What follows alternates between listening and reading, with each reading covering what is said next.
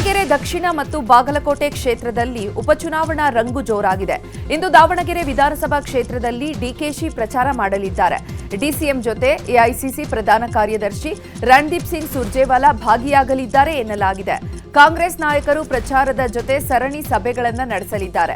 ಇಂದು ಮಧ್ಯಾಹ್ನ 12ಕ್ಕೆ ಚುನಾವಣಾ ಉಸ್ತುವಾರಿ ಸಚಿವರು ಕಾಂಗ್ರೆಸ್ ಹಿರಿಯ ನಾಯಕರೊಂದಿಗೆ ಸಭೆ ಮಾಡಲಿದ್ದಾರೆ. ಬಳಿಕ ಕೆಪಿಸಿಸಿ ಚುನಾವಣೆ ವೀಕ್ಷಕರೊಂದಿಗೆ ಡಿಕೆಶಿ ಸಭೆ ನಡೆಸಲಿದ್ದಾರೆ. ಇಂದು ದಾವಣಗೆರೆಯಲ್ಲೇ ವಾಸ್ತವ್ಯ ಹೂಡಲಿರುವಂತಹ ಡಿಸಿಎಂ ನಾಳೆ ಬಾಗಲಕೋಟೆಯಲ್ಲಿ ಪ್ರಚಾರ ಮಾಡಲಿದ್ದಾರೆ. ಉಪಚುನಾವಣೆಯ ಮೇಲೆ ಒಳ ಮೀಸಲಾತಿ ಒಡೆತ ಬೀಳುವ ಆತಂಕ ಕಾಂಗ್ರೆಸ್ ನಾಯಕರಿಗೆ ಶುರುವಾಗಿದೆ. ಹೈಕಮಾಂಡ್ ನಾಯಕರಿಂದಲೇ ಸ್ಪಷ್ಟನೆ ಕೊಡಿಸಲು ರಾಜ್ಯ ನಾಯಕರು ಪ್ಲಾನ್ ಮಾಡಿದ್ದಾರೆ. ಇಂದು ದಾವಣಗೆರೆ ದಕ್ಷಿಣದಲ್ಲಿ ಸುರ್ಜೇವಾಲಾ ಪ್ರಚಾರ ನಡೆಸಲಿದ್ದು, ಪ್ರಚಾರದ ವೇಳೆ ಒಳ ಮೀಸಲಾತಿ ಜಾರಿ ಬಗ್ಗೆ ಸ್ಪಷ್ಟನೆ ಕೊಡುವಂತಹ ಸಾಧ್ಯತೆ ಇದೆ. ದಾವಣಗೆರೆ ಬಾಗಲಕೋಟೆಗೆ ತಾವೇ ಬಂದು ಸ್ಪಷ್ಟನೆ ಕೊಡುವಂತೆ ಎಡಗೈ ಮುಖಂಡರು ಒತ್ತಾಯಿಸಿದ್ದಾರೆ. ಇನ್ನು ಬಿಜೆಪಿಯಿಂದಲೂ ಪ್ರಮುಖ ನಾಯಕರು ದಾವಣಗೆರೆಯಲ್ಲಿ ಪ್ರಚಾರ ಮಾಡಲಿದ್ದಾರೆ. ಬೆಳಿಗ್ಗೆ 11 ಗಂಟೆಗೆ ಮಾಜಿ ಸಿಎಂ ಯಡಿಯೂರಪ್ಪ, ಮಾಜಿ ಸಿಎಂ ಬಸವರಾಜ ಬೊಮ್ಮಾಯಿ, ವಿಪಕ್ಷ ನಾಯಕ ಆರ್ ಅಶೋಕ್, ಸಂಸದ ಗೋವಿಂದ ಕಾರಜೋಳ, ಶಾಸಕ ಅರವಿಂದ ಬೆಲ್ಲದ್, ಸುನೀಲ್ ಕುಮಾರ್, ಸಿಸಿ ಪಾಟೀಲ್ ಚುನಾವಣಾ ಪ್ರಣಾಳಿಕೆ ಬಿಡುಗಡೆ ಮತ್ತು ಪತ್ರಿಕಾಗೋಷ್ಠಿ ನಡೆಸಲಿದ್ದಾರೆ. ಸಂಜೆ 4 ಗಂಟೆಗೆ ಹದಡಿ ಜಿಲ್ಲಾ ಪಂಚಾಯಿತಿ ವ್ಯಾಪ್ತಿಯಲ್ಲಿ ಪ್ರಚಾರ ಸಭೆ ನಡೆಸಲಿದ್ದಾರೆ. ಬಾಗಲಕೋಟೆ ಕ್ಷೇತ್ರದ ಶಿರೂರು ಪಟ್ಟಣದ ಪ್ರಮುಖ ರಸ್ತೆಗಳಲ್ಲಿ ನಿನ್ನೆ ಬಿಜೆಪಿ ರಾಜ್ಯಾಧ್ಯಕ್ಷ ವಿಜಯೇಂದ್ರ ಭರ್ಜರಿ ರೋಡ್ ಶೋ ನಡೆಸಿದರು. ವಿಜಯೇಂದ್ರಗೆ ಪುಷ್ಪ ಮಳೆಗೈದು ಸ್ವಾಗತ ಕೋರಲಾಯಿತು. ಬಿವೈಬಿಗೆ ಶ್ರೀರಾಮುಲು, ಗೋವಿಂದ ಕಾರಜೋಳ, ಪಿಎಚ್ ಪೂಜಾರ, ಹನುಮಂತ ನಿರಾಣಿ, ಬಿಜೆಪಿ ಜಿಲ್ಲಾಧ್ಯಕ್ಷ ಎಸ್ಟಿ ಪಾಟೀಲ್ ಸಾಥ್ ಕೊಟ್ಟರು. ಇನ್ನು ವೀರಣ್ಣ ಚರಂತಿಮಠ ಪರ ಮಾಜಿ ಸಂಸದ ಪ್ರತಾಪ್ ಸಿಂಹ ಪ್ರಚಾರ ನಡೆಸಿದ್ದಾರೆ. ಕಿಲ್ಲಾ ಗಲ್ಲಿಯಲ್ಲಿ ನಡೆದಂತಹ ಪ್ರಚಾರದ ಸಭೆಯಲ್ಲಿ ಪ್ರತಾಪ್ ಸಿಂಹ ಭಾಷಣ ಮಾಡಿದ್ರು. ವೀರಣ್ಣ ಚರಂತಿಮಠ ಈ ಬಾರಿ ಗೆದ್ರೆ 2028ರಲ್ಲಿ ಅವರು ಮಂತ್ರಿ ಆಗ್ತಾರೆ. ಬಾಗಲಕೋಟೆ ನಗರವನ್ನ ಮತ್ತಷ್ಟು ಅಭಿವೃದ್ಧಿ ಮಾಡ್ತಾರೆ. ಮುಂದಿನ ಬಾರಿ ಖಚಿತವಾಗಿ ಬಿಜೆಪಿ ಸರ್ಕಾರ ಅಧಿಕಾರಕ್ಕೆ ಬರುತ್ತೆ, ಯಾವುದೇ ಸಂಶಯ ಇಲ್ಲ ಅಂದಿದ್ದಾರೆ. ಬಾಗಲಕೋಟೆಯ ಕಾಂಗ್ರೆಸ್ ಅಭ್ಯರ್ಥಿ ಉಮೇಶ್ ಮೇಟಿ ಪರ ಸಿಎಂ ಸಿದ್ದರಾಮಯ್ಯ 2ನೇ ದಿನವಾದಂತಹ ಇಂದು ಪ್ರಚಾರ ಮಾಡಲಿದ್ದಾರೆ. ಬೆಳಿಗ್ಗೆ 11 ಗಂಟೆಗೆ ಆಲಮಟ್ಟಿಯಿಂದ ಮುಗಳೊಳ್ಳಿ ಗ್ರಾಮಕ್ಕೆ ಸಿಎಂ ಭೇಟಿ ನೀಡಿ ಉಮೇಶ್ ಮೇಟಿ ಪರ ಪ್ರಚಾರ ಮಾಡಲಿದ್ದಾರೆ. 1 ಗಂಟೆಗೆ ನೀಲಾನಗರ, ಸಂಜೆ 4ಕ್ಕೆ ಐಹೊಳೆ, 6 ಗಂಟೆಗೆ ಅಮೀನಗಡ ಪಟ್ಟಣದ ಪ್ರಚಾರ ಸಭೆಯಲ್ಲಿ ಭಾಗಿಯಾಗಲಿದ್ದಾರೆ. ರಾತ್ರಿ ಬಾಗಲಕೋಟೆಯಲ್ಲಿ ಸಿಎಂ ಸಿದ್ದರಾಮಯ್ಯ ವಾಸ್ತವ್ಯ ಹೂಡಲಿದ್ದಾರೆ. ಹಾಗೆ ವಿಜಯೇಂದ್ರ ಕೂಡ ಬಾಗಲಕೋಟೆ ನಗರದಲ್ಲಿ ಮನೆ ಮನೆ ಮತಯಾಚನೆ ಮಾಡಲಿದ್ದಾರೆ. ರಾಜ್ಯದ ಉಪಚುನಾವಣಾ ಅಖಾಡಕ್ಕೆ ಕೇಂದ್ರ ಸಚಿವ ಎಚ್ಡಿ ಕುಮಾರಸ್ವಾಮಿ ಎಂಟ್ರಿ ಆಗ್ತಿದ್ದಾರೆ. ಏಪ್ರಿಲ್ 4 ಮತ್ತು 5ರಂದು ಎಚ್ಡಿ ಕುಮಾರಸ್ವಾಮಿ ಪ್ರಚಾರ ಮಾಡಲಿದ್ದಾರೆ. ಏಪ್ರಿಲ್ 4ರಂದು ದಾವಣಗೆರೆ ದಕ್ಷಿಣ ವಿಧಾನಸಭಾ ಕ್ಷೇತ್ರ ಹಾಗೂ ಏಪ್ರಿಲ್ 5ರಂದು ಬಾಗಲಕೋಟೆಯಲ್ಲಿ ಬಿಜೆಪಿ ಅಭ್ಯರ್ಥಿಗಳ ಪರ ಎಚ್ಡಿಕೆ ಪ್ರಚಾರ ಮಾಡಲಿದ್ದಾರೆ. ಇರಾನ್ ಮೇಲೆ ನಡೀತಾ ಇರೋ ಯುದ್ಧ 32ನೇ ದಿನಕ್ಕೆ ಕಾಲಿಟ್ಟಿದೆ. ಇಸ್ರೇಲ್ ಅಮೆರಿಕ ಜಂಟಿ ದಾಳಿಯಿಂದಾಗಿ ಇರಾನ್ ತತ್ತರಿಸಿ ಹೋಗಿದೆ. ಈ ಮಧ್ಯೆ ಡ್ರೋನ್ ಮತ್ತು ಮಿಸೈಲ್ಗಳನ್ನು ಬಳಸಿ ಅಮೆರಿಕ, ಇಸ್ರೇಲ್ಗೆ ಸೇರಿದಂತಹ ಸೇನಾ ನೆಲೆಗಳ ಮೇಲೆ ಇರಾನ್ ದಾಳಿ ಮಾಡ್ತಾ ಇದೆ. ಈ ಎಲ್ಲಾ ಬೆಳವಣಿಗೆ ನಡುವೆ ಕದನ ವಿರಾಮದ ಮಾತುಕತೆಗೆ ಸಿದ್ಧತೆ ನಡೆದಿದೆ ಎನ್ನಲಾಗ್ತಾ ಇದೆ. ಈ ಬಗ್ಗೆ ಇರಾನ್ ಸ್ಪಷ್ಟನೆ ನೀಡಿದ್ದು, ನಾವು ಯಾವುದೇ ರೀತಿಯ ಕದನ ವಿರಾಮದ ಮಾತುಕತೆ ಮಾಡಿಲ್ಲ. ಕದನ ವಿರಾಮಕ್ಕೆ ಪಾಕ್ ಸೇರಿದಂತೆ ವಿವಿಧ ಮಧ್ಯವರ್ತಿಗಳ ಮೂಲಕ ಅಮೆರಿಕ ನಮ್ಮನ್ನ ಅಪ್ರೋಚ್ ಮಾಡಿತ್ತು. ನಾವಾಗಿಯೇ ಅಮೆರಿಕ ಕದ ತಟ್ಟಿಲ್ಲ ಅಂತ ಇರಾನ್ ವಿದೇಶಾಂಗ ಸಚಿವ ಇಸ್ಮಾಯಿಲ್ ಸ್ಪಷ್ಟಪಡಿಸಿದ್ದಾರೆ. ಇನ್ನು ವಿಶ್ವಸಂಸ್ಥೆಯಲ್ಲಿ ಕಾರ್ಯನಿರ್ವಹಿಸ್ತಾ ಇದ್ದ ಮೊಹಮ್ಮದ್ ಸಫಾ ತಮ್ಮ ಸ್ಥಾನಕ್ಕೆ ರಾಜೀನಾಮೆ ನೀಡಿದ್ದಾರೆ. ಇರಾನ್ ಮೇಲೆ ಅಣ್ವಸ್ತ್ರ ದಾಳಿಗೆ ಅಂತಾರಾಷ್ಟ್ರೀಯ ಮಟ್ಟದಲ್ಲಿ ಪ್ರಯತ್ನ ನಡೆದಿದೆ. ಕೆಲವು ಶಕ್ತಿಯುತ ದೇಶದ ಲಾಬಿಯಿಂದಾಗಿ ಈ ಸುದ್ದಿ ಇನ್ನೂ ಮುನ್ನೆಲೆಗೆ ಬಂದಿಲ್ಲ. ಒಂದು ವೇಳೆ ಅಣ್ವಸ್ತ್ರ ದಾಳಿ ನಡೆದ್ರೆ ವಿಶ್ವದ ದುರಂತ ಪರಿಣಾಮಕ್ಕೆ ಇದು ಕಾರಣ ಆಗಬಹುದು ಅಂತ ಎಕ್ಸ್ನಲ್ಲಿ ಪೋಸ್ಟ್ ಮಾಡಿದ್ದಾರೆ. ಯುದ್ಧ ನಿಲ್ಲಿಸುವ ಸಂಧಾನಕ್ಕೆ ಒಪ್ಪದ ಇರಾನ್ ಮೇಲೆ ಭೂದಾಳಿಗೆ ಅಮೆರಿಕ ಸಜ್ಜಾಗಿದೆ. ಮಧ್ಯಪ್ರಾಚ್ಯದ ಸುತ್ತ ಅಮೆರಿಕ ತನ್ನ 57,000 ಭೂಸೇನಾ ಯೋಧರನ್ನ ನಿಯೋಜಿಸಿದೆ ಎಂಬ ವರದಿಯಾಗಿದೆ. ಕೊಲ್ಲಿ ದೇಶಗಳಲ್ಲಿ ಸಾಮಾನ್ಯವಾಗಿ ನಿಯೋಜನೆಗೊಂಡಿರುತ್ತಿದ್ದಂತಹ 40,000 ಯೋಧರ ಸಂಖ್ಯೆ ಇದೀಗ 57,000ಕ್ಕೆ ಹೆಚ್ಚಾಗಿದೆ. ಶೀಘ್ರವೇ ಇನ್ನೂ 10,000 ಯೋಧರನ್ನ ಕಳುಹಿಸಲಾಗುತ್ತದೆ ಎನ್ನಲಾಗ್ತಾ ಇದೆ. ಇರಾನ್ ಹಿಡಿತದಲ್ಲಿರುವಂತಹ ಹರ್ಮುಜ್ ಜಲಸಂಧಿ ವಶಕ್ಕೆ ಹರಸಾಹಸ ಪಡ್ತಾ ಇರುವಂತಹ ಅಮೆರಿಕ ಇದಕ್ಕೆಂದೇ 5,000ಕ್ಕೂ ಅಧಿಕ ನೌಕಾಪಡೆಯ ಯೋಧರನ್ನ ಕಳಿಸಿದೆ. ಗಲ್ಫ್ ರಾಷ್ಟ್ರಗಳಲ್ಲಿ ನಡೀತಾ ಇರೋ ಯುದ್ಧವನ್ನ ನಿಲ್ಲಿಸಿ ಅಂತ ಹಿರಿಯ ಕನ್ನಡಪರ ಹೋರಾಟಗಾರ ವಾಟಾಳ್ ನಾಗರಾಜ್ ಆಗ್ರಹಿಸಿದ್ದಾರೆ. ಇಂದು ಬೆಂಗಳೂರು ದಕ್ಷಿಣ ಜಿಲ್ಲೆಯ ರಾಮನಗರದ ಐಜೂರು ವೃತ್ತದಲ್ಲಿ ಈಡುಗಾಯಿ ಹೊಡೆಯುವ ಮೂಲಕ ವಿನೂತನವಾಗಿ ಪ್ರತಿಭಟನೆ ನಡೆಸಲಿದ್ದಾರೆ. ವಾಟಾಳ್ ನಾಗರಾಜ್ಗೆ ಕರುನಾಡ ಸೇನೆಯ ಕಾರ್ಯಕರ್ತರು ಸಾಥ್ ನೀಡಲಿದ್ದಾರೆ. ಇದರ ಜೊತೆಗೆ ಗ್ಯಾಸ್ ಸಿಲಿಂಡರ್ ವಿಚಾರವಾಗಿಯೂ ಸಹ ಪ್ರತಿಭಟನೆ ಮೂಲಕ ಗಮನ ಸೆಳೆಯಲಿದ್ದಾರೆ. ಶಾಸಕರಿಗೆ ಐಪಿಎಲ್ ಟಿಕೆಟ್ ಹಾಗೂ ಚಿನ್ನಸ್ವಾಮಿ ಸ್ಟೇಡಿಯಂ ಶಿಫ್ಟ್ ಮಾಡೋ ಬಗ್ಗೆ ಡಿಸಿಎಂ ಡಿಕೆಶಿ ಸಭೆ ನಡೆಸಿದ್ದಾರೆ. ಡಿಕೆಶಿ ನಿವಾಸದಲ್ಲೇ ಸಭೆ ನಡೆದಿದ್ದು, ಸಭೆಯಲ್ಲಿ ಕೆಎಸ್ಸಿಎ ಅಧ್ಯಕ್ಷ ವೆಂಕಟೇಶ್ ಪ್ರಸಾದ್ ಮತ್ತು ಡಿಎನ್ಎ ಮತ್ತು ಆರ್ಸಿಬಿ ಪದಾಧಿಕಾರಿಗಳು ಭಾಗಿಯಾಗಿದ್ರು. ಸಭೆ ಬಳಿಕ ಮಾತನಾಡಿದ ಡಿಸಿಎಂ ಡಿಕೆಶಿ, ಐಪಿಎಲ್ ಟಿಕೆಟ್ ವಿಚಾರವಾಗಿ ಸ್ಪೀಕರ್ ಜೊತೆಗೂ ಮಾತನಾಡಿದ್ದೆ. ಶಾಸಕರಿಗೆ ಐಪಿಎಲ್ ಮ್ಯಾಚ್ನ 3 ಟಿಕೆಟ್ ಕೊಡಲು ಒಪ್ಪಿದ್ದಾರೆ. ಇದೇ ವೇಳೆ ಸ್ಟೇಡಿಯಂ ಬಗ್ಗೆಯೂ ಕೂಡ ಮಾತುಕತೆ ಮಾಡಿದ್ದೇನೆ. ಸ್ಟೇಡಿಯಂ ಸೀಟ್ ಹೆಚ್ಚಿಸಲು ಅವರು ಚಿಂತನೆ ಮಾಡಿದ್ದಾರೆ. ಅದಕ್ಕಾಗಿ ಸರ್ಕಾರಕ್ಕೆ ಪ್ರಪೋಸಲ್ ಪ್ರೆಸೆಂಟ್ ಮಾಡಿ ಎಂದಿದ್ದೇನೆ ಅಂತ ಹೇಳಿದ್ರು. ಹಿಂದಿ ವಿಷಯಕ್ಕೆ ಅಂಕಗಳ ಬದಲು ಗ್ರೇಡ್ ನೀಡೋ ಸರ್ಕಾರದ ನಡೆಯನ್ನ ಖಂಡಿಸಿದ ಸಂಸದೆ ಶೋಭಾ ಕರಂದ್ಲಾಜೆ ವಿರುದ್ಧ ಕರವೇ ಗರಂ ಆಗಿದೆ. ಸಂಸದೆ ಶೋಭಾ ಕರಂದ್ಲಾಜೆ ವಿರುದ್ಧ ಕರವೇ ಮಹಿಳಾ ಘಟಕ ಪ್ರತಿಭಟನೆ ನಡೆಸಿತು. ಬೆಂಗಳೂರಲ್ಲಿ ಆನಂದರಾವ್ ಸರ್ಕಲ್ನಲ್ಲಿ ಪ್ರತಿಭಟನೆ ನಡೆಸಿದ್ದಾರೆ. ಶೋಭಾ ಕರಂದ್ಲಾಜೆ ಪ್ರತಿಕೃತಿಯನ್ನು ದಹಿಸಲು ಕರವೇ ಕಾರ್ಯಕರ್ತೆಯರು ಮುಂದಾಗಿದ್ದಾಗ ಪೊಲೀಸರು ಪ್ರತಿಭಟನಾಕಾರರನ್ನ ತಡೆದಿದ್ದಾರೆ.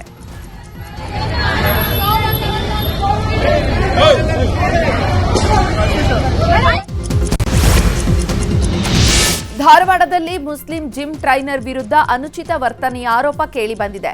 ಮರಾಠ ಕಾಲೋನಿಯಲ್ಲಿರುವಂತಹ ಫಿಟ್ನೆಸ್ ಫಸ್ಟ್ ಜಿಮ್ನಲ್ಲಿ ಟ್ರೈನರ್ ಸಾಬೀರ್ ಎಂಬಾತ ಹಿಂದೂ ಯುವತಿಯರನ್ನೇ ಟಾರ್ಗೆಟ್ ಮಾಡಿ ಅಸಭ್ಯ ವರ್ತನೆ ತೋರ್ತಿದ್ದಾನಂತೆ.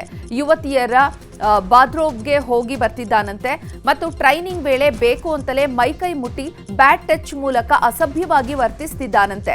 ಹೀಗಾಗಿ ಸಿಡಿದೆದ್ದ ಬಜರಂಗದಳ ಕಾರ್ಯಕರ್ತರು ಜಿಮ್ಗೆ ಬೀಗ ಹಾಕಿದ್ದಾರೆ. ಧಾರವಾಡ ಉಪನಗರ ಪೊಲೀಸರು ಜಿಮ್ ಮಾಲೀಕರಿಗೆ ಸಭೆ ನಡೆಸಿದ್ದು, ಜಿಮ್ಗಳಲ್ಲಿ ಪ್ರತ್ಯೇಕ ಮಹಿಳಾ ಮತ್ತು ಪುರುಷರಿಗೆ ಟ್ರೈನ್ ಮಾಡುವುದು, ಮಹಿಳೆಯರಿಗೆ ಪ್ರತ್ಯೇಕ ರೂಮ್, ಮಹಿಳಾ ಜಿಮ್ ಟ್ರೈನರ್ ಮತ್ತು ಕಡ್ಡಾಯ ಗುರುತಿನ ಚೀಟಿ ಮತ್ತು ಅಪರಿಚಿತರ ಭೇಟಿ ಬಗ್ಗೆ ವಿಚಾರಣೆ ಸೇರಿದಂತೆ ಜಿಮ್ನ ನೋಂದಣಿ ಕಡ್ಡಾಯವಾಗಿ ಮಾಡಿಸುವಂತೆ ಎಸಿಪಿ ಖಡಕ್ ವಾರ್ನಿಂಗ್ ನೀಡಿದ್ದಾರೆ. ಸಿಗರೇಟ್ ವಿಚಾರಕ್ಕೆ 2 ಗುಂಪಿನ ನಡುವೆ ಗಲಾಟೆಯಾಗಿರುವಂತಹ ಘಟನೆ ಹುಬ್ಬಳ್ಳಿಯ ಶಾಂತಿನಗರದಲ್ಲಿ ನಡೆದಿದೆ. ಹಲ್ಲೆಗೆ ಒಳಗಾದ ಶ್ರೀನಿವಾಸ್ ಹಿರೇಕುಂಬಿ ಎಂಬಾತನ ಸ್ಥಿತಿ ಗಂಭೀರವಾಗಿದೆ. ಮಂಜುನಾಥ್ ಶಿರಗುಪ್ಪಿ ಎಂಬಾತನ ಮೇಲೂ ಕೂಡ ಹಲ್ಲೆ ಮಾಡಲಾಗಿದೆ. ಹೈದರ್, ಸದ್ದಾಂ ಮತ್ತಿತರರು ಹಲ್ಲೆ ಮಾಡಿದ್ದಾರೆ ಅಂತ ಆರೋಪಿಸಲಾಗಿದೆ. ಸಪ್ಲೈಯರ್ ಆಗಿದ್ದಂತಹ ಶ್ರೀನಿವಾಸ್ ಬಳಿ ಹೈದರ್ ಸಿಗರೇಟ್ ಕೇಳಿದ್ದಂತೆ. ಹಣ ಕೇಳಿದ್ದಕ್ಕೆ ಹಣ ಇಲ್ಲ ಅಂತ 7-8 ಮಂದಿ ಹಲ್ಲೆ ಮಾಡಿದ್ದಾರಂತೆ. ಗಲಾಟೆಯಲ್ಲಿ ಹೈದರ್ ತಲೆಗೂ ಪೆಟ್ಟಾಗಿದ್ದು ಕಿಮ್ಸ್ ಆಸ್ಪತ್ರೆಗೆ ದಾಖಲಿಸಲಾಗಿದೆ. ಕೇಶವಾಪುರ ಠಾಣೆಯಲ್ಲಿ ದೂರು ಪ್ರತಿದೂರು ದಾಖಲಾಗಿದೆ. 2 ಆರೋಪಿಗಳನ್ನು ಬಂಧಿಸಲಾಗಿದ್ದು ಇನ್ನುಳಿದವರಿಗೆ ಪೊಲೀಸರು ಹುಡುಕಾಡ್ತಿದ್ದಾರೆ. ರ್ಯಾಪಿಡೋ ಚಾಲಕನಿಂದ ಯುವತಿಗೆ ಲೈಂಗಿಕ ಕಿರುಕುಳ ನೀಡಿದ ಆರೋಪ ಕೇಳಿಬಂದಿದೆ. ಬೆಂಗಳೂರಿನ ಇಂದಿರಾನಗರ ಪೊಲೀಸರು ಆರೋಪಿ ಮೊಹಮ್ಮದ್ ಖಾಜಾ ಎಂಬಾತನನ್ನ ಬಂಧಿಸಿದ್ದಾರೆ. 2 ದಿನದ ಹಿಂದೆ ಬಿಟಿಎಂ ಲೇಔಟ್ನಿಂದ ಇಂದಿರಾನಗರಕ್ಕೆ ಯುವತಿ ರ್ಯಾಪಿಡೋ ಬೈಕ್ ಬುಕ್ ಮಾಡಿದ್ರು. ಬೈಕ್ನಲ್ಲಿ ಬರುವಾಗ ದಾರಿಯುದ್ದಕ್ಕೂ ಈ ಆರೋಪಿ ಆ ಯುವತಿಯ ಮೈಕೈಯನ್ನ ಮುಟ್ಟಿ ಅಸಭ್ಯವಾಗಿ ವರ್ತನೆ ತೋರಿದ್ನಂತೆ. ಈ ಘಟನೆ ಬಗ್ಗೆ ಇಂದಿರಾನಗರ ಠಾಣೆಯಲ್ಲಿ ದೂರು ದಾಖಲಾಗಿದ್ದು ತನಿಖೆ ನಡೆಸಿ ಆರೋಪಿಯನ್ನ ಬಂಧಿಸಲಾಗಿದೆ. ಯಾದಗಿರಿ ಜಿಲ್ಲೆಯ ನಗನೂರ ಗ್ರಾಮದಲ್ಲಿ ಕೃಷಿ ಹೊಂಡಕ್ಕೆ ಬಿದ್ದು 4 ಮಕ್ಕಳು ಮೃತಪಟ್ಟ ದುರಂತ ನಡೆದಿತ್ತು. ಮೃತ ಮಕ್ಕಳ ಕುಟುಂಬಕ್ಕೆ ಭೇಟಿ ನೀಡಿದಂತಹ ಜಿಲ್ಲಾ ಉಸ್ತುವಾರಿ ಸಚಿವ ಶರಣಬಸಪ್ಪ ದರ್ಶನಪುರ ಸಾಂತ್ವನ ಹೇಳಿದ್ದಾರೆ. ಸಚಿವರ ಮುಂದೆ ಕಣ್ಣೀರಿಟ್ಟ ಪೋಷಕರೆದುರು ಸಚಿವರು ಕೂಡ ಭಾವುಕರಾದರು. ಸರ್ಕಾರದಿಂದ ಪರಿಹಾರದ ಭರವಸೆ ನೀಡಿದ ಸಚಿವ ದರ್ಶನಪುರ ವೈಯಕ್ತಿಕವಾಗಿ ತಲಾ 1 ಲಕ್ಷ ಆರ್ಥಿಕ ನೆರವು ನೀಡಿದ್ದಾರೆ. ಮುಂದಿನ 2 ದಿನಗಳ ಕಾಲ ರಾಜ್ಯದಲ್ಲಿ ಭಾರೀ ಮಳೆ ಆಗಲಿದೆ ಅಂತ ಹವಾಮಾನ ಇಲಾಖೆ ಮುನ್ಸೂಚನೆ ನೀಡಿದೆ. ಈ ಹಿನ್ನೆಲೆ ರಾಜ್ಯದ 22 ಜಿಲ್ಲೆಗಳಿಗೆ ಯೆಲ್ಲೋ ಅಲರ್ಟ್ ಘೋಷಿಸಲಾಗಿದೆ. ಬೀದರ್, ಕಲಬುರಗಿ, ಬಾಗಲಕೋಟೆ, ಬೆಳಗಾವಿ, ಶಿವಮೊಗ್ಗ, ದಕ್ಷಿಣ ಕನ್ನಡ, ಕೊಡಗು, ಬೆಂಗಳೂರು, ಕೋಲಾರ, ತುಮಕೂರು ಸೇರಿದಂತೆ 22 ಜಿಲ್ಲೆಗಳಲ್ಲಿ ಭಾರೀ ಮಳೆಯಾಗುವ ಸಾಧ್ಯತೆ ಇದೆ. ಆಂಧ್ರದ ವಿಶಾಖಪಟ್ಟಣಂನಲ್ಲಿ ಭಯಾನಕ ಘಟನೆ ನಡೆದಿದೆ. ನೌಕಾಪಡೆಯ ಉದ್ಯೋಗಿ ತನ್ನ ಪ್ರೇಯಸಿಯನ್ನ ಕೊಲೆ ಮಾಡಿ ದೇಹವನ್ನ 32ಕ್ಕೂ ಅಧಿಕ ಪೀಸ್ ಮಾಡಿ ಫ್ರಿಡ್ಜ್ನಲ್ಲಿ ಇಟ್ಟಿದ್ದಾನೆ. ರವೀಂದ್ರ ಎಂಬಾತ ಪತ್ನಿ ತವರು ಮನೆಗೆ ಹೋಗಿದ್ದ ವೇಳೆ ಪ್ರೇಯಸಿ ಮೌನಿಕಾಳನ್ನ ಮನೆಗೆ ಕರೆಸಿಕೊಂಡು ಆಕೆಯನ್ನ ಕೊಲೆ ಮಾಡಿದ್ದಾನೆ. ಕೊಲೆ ಮಾಡಿದ ನಂತರ ಆಕೆಯ ಮೃತದೇಹವನ್ನ 35ಕ್ಕೂ ಅಧಿಕ ತುಂಡು ಮಾಡಿ ಫ್ರಿಡ್ಜ್ನಲ್ಲಿ ಇಟ್ಟಿದ್ದಾನೆ. ಆರೋಪಿ ರವೀಂದ್ರನನ್ನ ಪೊಲೀಸರು ಅರೆಸ್ಟ್ ಮಾಡಿ ತನಿಖೆ ಮಾಡುತ್ತಿದ್ದಾರೆ. ವಿಮಾನ ಪ್ರಯಾಣಿಕರಿಗೆ ಡಿಜಿಸಿಎ ಗುಡ್ ನ್ಯೂಸ್ ನೀಡಿದೆ. ಏಪ್ರಿಲ್ 20ರಿಂದ ವಿಮಾನದಲ್ಲಿ 60% ಸೀಟುಗಳನ್ನು ಉಚಿತವಾಗಿ ಆಯ್ಕೆ ಮಾಡುವ ಆದೇಶ ಜಾರಿಯಾಗಲಿದೆ ಅಂತ ನಾಗರಿಕ ವಿಮಾನಯಾನ ಸಚಿವಾಲಯ ತಿಳಿಸಿದೆ. ಬೆಂಗಳೂರಿನಲ್ಲಿ ಐತಿಹಾಸಿಕ ಕರಗ ಅದ್ದೂರಿಯಾಗಿ ನಡೀತಾ ಇದೆ. ಇಂದು ಹಸಿ ಕರಗ ನಡೆದಿದೆ. ಚೈತ್ರ ಪೌರ್ಣಿಮೆಯ ಬೆಳದಿಂಗಳಿನಲ್ಲಿ ಹೂವಿನ ದಂಡೆಯನ್ನ ಹೊತ್ತು ಸಾಗುವ ವಿಶ್ವವಿಖ್ಯಾತ ಕರಗವನ್ನ ಕಣ್ತುಂಬಿಕೊಳ್ಳಲು ಭಕ್ತರು ಕಾತರರಾಗಿದ್ದಾರೆ. ನಾಳೆ ಚೈತ್ರ ಪೌರ್ಣಿಮೆಯ ದಿನ ಕರಗ ಶಕ್ತಿಯೋತ್ಸವ ನಡೆಯಲಿದೆ.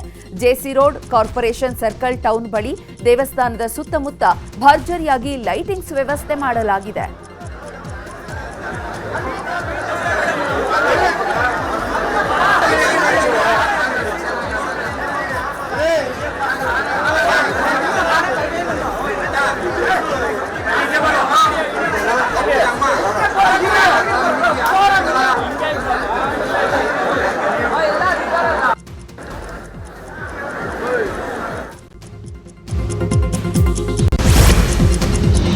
ರಾಜಧಾನಿ ಬೆಂಗಳೂರಿನಲ್ಲಿ ವಿಶ್ವ ಪ್ರಸಿದ್ಧ ಕರಗ ಮಹೋತ್ಸವದ ಸಂಭ್ರಮ ಕಳೆಗಟ್ಟಿದೆ.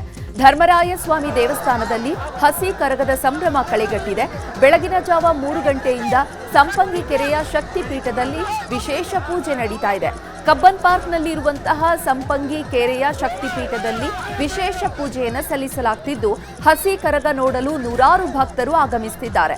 ನಾಳೆ ಬೆಳಿಗ್ಗೆ 5ರಿಂದ 6 ಗಂಟೆಯವರೆಗೆ ಜಿಬಿಎ ಕಚೇರಿಯ ದೇವಾಲಯದಲ್ಲಿ ವಿಶೇಷ ಪೂಜೆ ಇರಲಿದ್ದು, ಯಾವುದೇ ಅಹಿತಕರ ಘಟನೆ ಆಗದಂತೆ ಪೊಲೀಸರಿಂದ ಮುನ್ನೆಚ್ಚರಿಕೆ ಕೈಗೊಳ್ಳಲಾಗಿದೆ.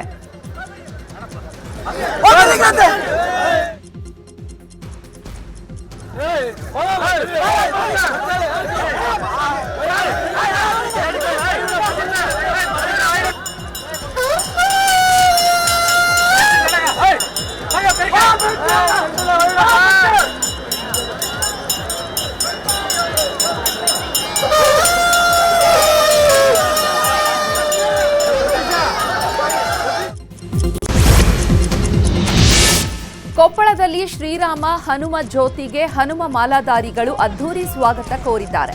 ಗಂಗಾವತಿಯ ಸಿಬಿಎಸ್ ವೃತ್ತದಿಂದ ಅಂಜನಾದ್ರಿಯವರೆಗೂ ಭವ್ಯ ಮೆರವಣಿಗೆ ಮಾಡಲಾಯಿತು. ಮೆರವಣಿಗೆಯಲ್ಲಿ ಶಾಸಕ ಜನಾರ್ದನ ರೆಡ್ಡಿ, ಮಾಜಿ ಶಾಸಕ ಪರಣ್ಣ ಮುನವಳ್ಳಿ, ಮಾಜಿ ಸಂಸದ ಶಿವರಾಮೇಗೌಡ ಭಾಗಿಯಾಗಿದ್ದು, ಪುತ್ತೂರಿನ ಹಿಂದೂ ಸಂಘಟನೆಗಳಿಂದ ಶ್ರೀರಾಮ ಹನುಮ ಜ್ಯೋತಿ ರಥಯಾತ್ರೆ ಆಯೋಜನೆ ಮಾಡಲಾಗಿತ್ತು. ಅಯೋಧ್ಯೆಯಿಂದ ಜ್ಯೋತಿ ಪಡೆದು ಅಂಜನಾದ್ರಿಗೆ ತಲುಪಿದ್ದು ಇಂದು ಪೂಜೆ ಸಲ್ಲಿಸಲಿದ್ದಾರೆ.